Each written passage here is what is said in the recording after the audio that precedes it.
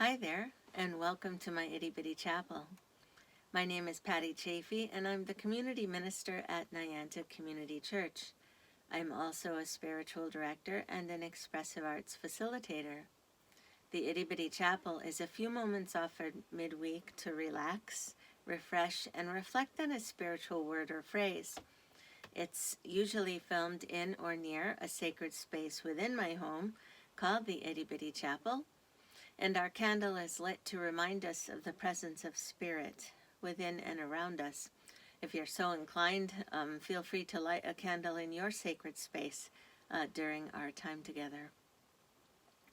Our word for reflection today is awakening. My appointed work is to awaken the divine nature that is within. Peace, Pilgrim. Our divine nature within. How many of us are truly awakened to our divine nature?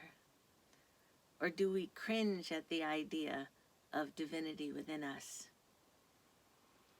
We always end these reflections with the word namaste. I was always taught that namaste is a Sanskrit phrase meaning the God in me salutes the God in you. It's that divine light within us that we're called to honor.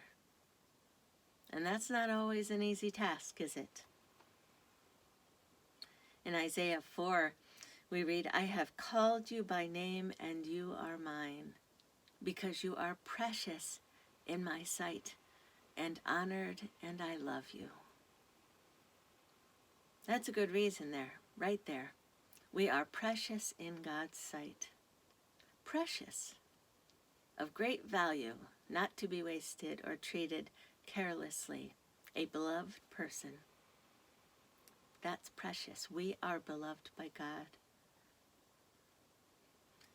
In The Awakened Heart, Gerald May writes, we seldom realize our preciousness. We are so busy, so occupied with many little things that we are blind to the one great thing. Only in the pauses between things, in the brief contemplative spaces of just being, can we catch a glimpse of love itself. Even then, he says, we often feel so unfree that we think we are unworthy of love. We choose safety over freedom, he says. We entrench ourselves in inertia. We dull and occupy ourselves so completely that we stifle our desire, anesthetize our yearning, restrict the energy of our passion. This does not remove us from the ongoing birth of creation, but it deadens us to it. And to some extent, creation is subdued by our dullness. The beams of light are a little less bright. We can say yes to the invitation of love and begin to open up and reach out again. And creation shines more brightly. Creation shines more brightly when we do that. We are in a time of awakening, for sure. A time of change, a time of coming to life in all our fullness. And aren't we blessed? Awakening comes from taking time to be present, to take a break from numbing out with too much busyness, too much screen time, too much noise and activity, too much online shopping, too much food, drugs, alcohol, whatever our too much is. We need to stop, if just for a time, to embrace the sacredness of nothing, the contemplative nature of just being. Some people awaken spiritually without ever coming into contact with any meditation technique or any spiritual teaching, writes Eckhart Tolle. They may awaken simply because they can't stand the suffering anymore. They can't stand the suffering anymore. That's a call to awake. A call to come awake, right? Isn't it interesting to think that our spiritual slumber might be about our suffering? And what happens when we awaken from that slumber? When we dare to awaken from it? Change, awareness, vulnerability, yikes, but also joy and laughter and life and maybe healing and maybe the experience of presence. The experience of presence. I wonder if we keep so full and so busy so as not to get to know ourselves and therefore not to get to know that divine nature. We are so hard on ourselves at times. I know I am. Seeking a sense of perfection. Instead, we might consider allowing that awakening to our gifts, to more joy, more laughter, more play, to communion with God through living more fully. Awaken to what God calls us to be, ourselves. Joan Anderson, author of A Weekend to Change Your Life, says it perfectly. We need not spend another moment being strangers in our skin. We need not spend another moment being strangers in our skin. Karen Drucker has a song called Gentle with Myself, a call to be awakened to our divine self within. Consider her words in the following meditation and ask yourself these questions. Are there ways that you are too hard on yourself? What does it feel like to be really gentle and nurturing to yourself? And what special thing might you do this week to really celebrate the God within you? What one thing can you do? I keep you in prayer every day of this wild and precious life. And if this message spoke to you in some way, feel free to share it.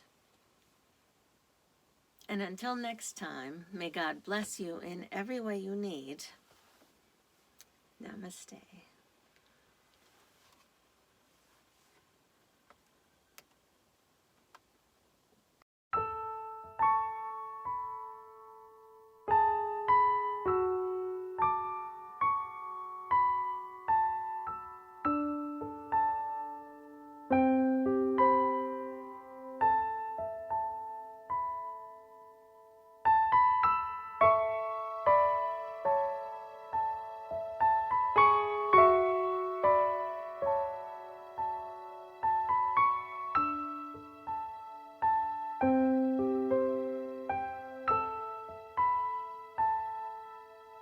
I will be gentle with myself.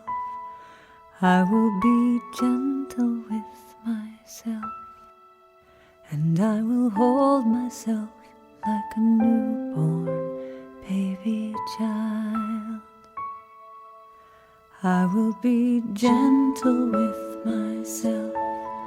I will be gentle with myself. And I will hold myself like a newborn baby child. I will be tender with my heart. I will be tender with my heart.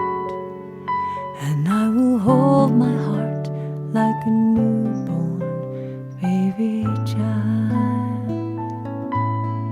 I will be tender with my heart. I will be tender with my heart.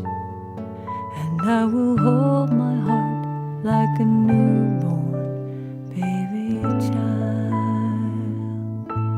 And I will only go as fast as the slowest part of me feels safe to go. I will only go as fast as the slowest part of me feels safe to go.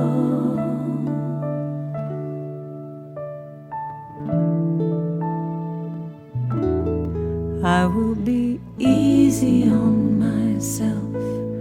I will be easy on myself. And I love myself like a newborn baby child. I will be easy on myself. I will be easy on myself. And I love myself like a newborn baby child.